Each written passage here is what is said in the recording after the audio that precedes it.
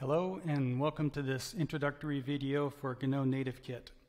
This is the first video in a series where we'll go into what Gno Native Kit is and why you would want to use it.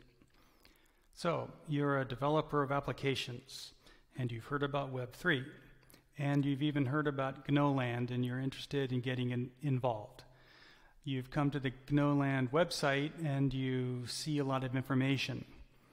Maybe you have done some digging and noticed that there already are some APIs that allow you to interact with the blockchain, but you're wondering what's the next step. And mostly you've noticed that the core code is written in Go, but your application is written in some other native programming language. So you aren't sure what to do.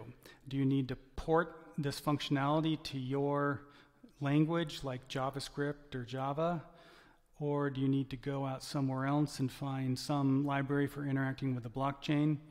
Well, that's where Gno Native Kit comes in to solve that problem. Gno Native Kit is an API focused on applications that want to use the Gno.land blockchain. We'll go into this in a lot more detail later, but you interact with an API from any of your programming languages which allow you to manipulate keys and other blockchain operations. So how does that work? Here's a high-level system diagram. At the bottom we have the code we saw earlier, which is all the great functionality that's built into the Gno core code and its APIs, like Gno client for interacting with the blockchain and Keybase for manipulating your crypto keys. At the top is your mobile or desktop application written in its native programming language like JavaScript or Java or C#. Gno Native Kit is the bridge that allows your app to communicate with the functionality in the core code.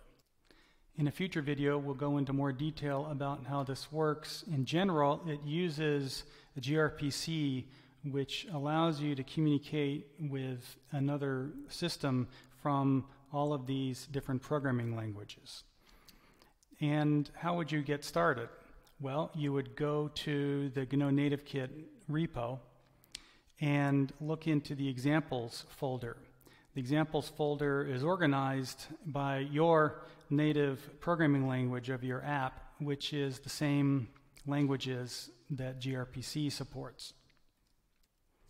And you would dig into the example that matters to you and look at the README and try out the example application. That's it for now. In a future video, we'll go into the system diagram in more detail and we'll walk through an example. See you there.